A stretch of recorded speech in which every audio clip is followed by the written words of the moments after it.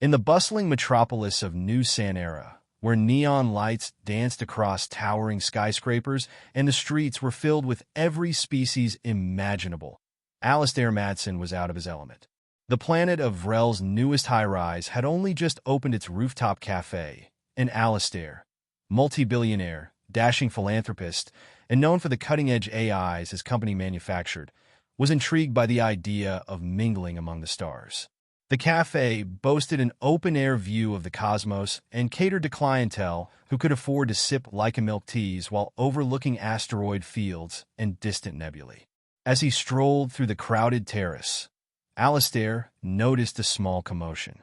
Several alien patrons were muttering in hushed tones, casting furtive glances at an elderly alien woman struggling to stand. She had fallen near one of the tables, her small, frail frame bent awkwardly as she clutched a satchel close to her chest. No one was moving to help her. Alistair didn't even hesitate. Without a second thought, he walked over, ignoring the whispered warnings and raised brows, and knelt beside her. Up close, he could see the fine, crystalline scales of her skin, iridescent like powdered diamonds, catching the light. Her eyes were wide and bright, two deep pools of violet that seemed both ancient and unfathomably tired. "Ma'am, are you all right?" he asked, offering his hand. The elderly alien looked at him with a mixture of surprise and amusement. She hesitated a moment, but then, with surprising strength for her frail appearance, took his hand and allowed him to help her up. She was surprisingly light, almost ethereal, as if she were woven from stardust. "Oh, thank you, young one," she said in a voice that was like soft bells, ringing delicately in his mind rather than his ears. "Not at all," Alistair replied with a warm smile, helping her steady herself. "Let's get you a seat." He guided her to a nearby chair, and a few onlookers gave them curious stares, but he ignored them.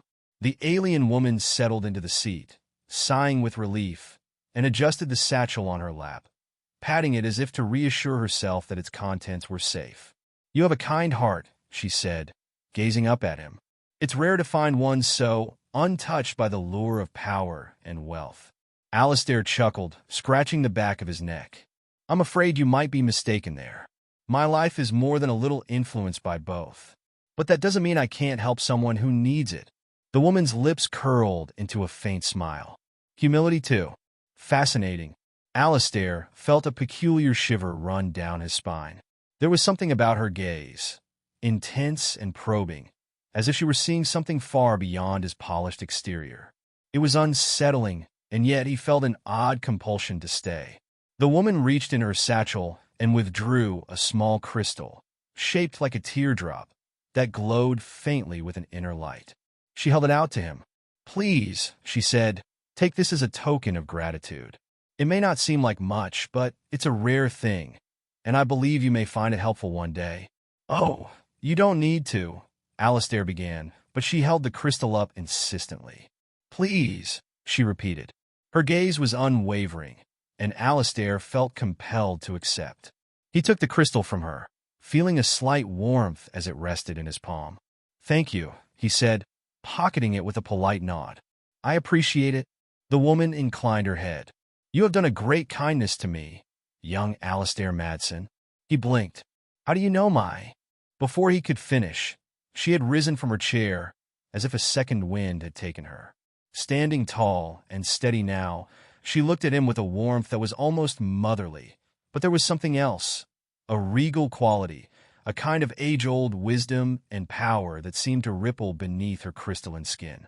"Perhaps one day you will realize just whom you have aided," she said, a twinkle of mischief in her violet eyes. "For now, remember this. Kindness is never forgotten." And with that, she stepped away, weaving through the crowd with surprising grace. Alistair watched her go, baffled, and it wasn't until he noticed the awestruck faces of the other patrons that he realized something was odd. A young Vrelian woman nearby was staring at him, her eyes wide. Do you know who that was?" she whispered in a hushed voice. Alistair shook his head, glancing in the direction the woman had vanished. "No, just an elderly lady, right?" The Vrelian woman looked at him as if he'd just said the sun was square. "That was Syla'Ra, the emissary of the stars." She is known across galaxies as one of the oldest beings in the known universe. Some say she's a goddess, or as close as one can get to one. Alistair felt his pulse quicken, but he managed to keep a calm expression. A goddess? He murmured, glancing down at the crystal she had given him, still warm in his pocket. I just thought she needed a little help. The Vrelian woman's awe turned into a smile. She did, and she doesn't forget those who show her kindness. In the weeks that followed, Alistair couldn't get the encounter out of his mind. Every now and then, he would pull out the crystal, and it would glow softly in his palm, filling him with an inexplicable calm. Then one evening, his entire complex went into lockdown.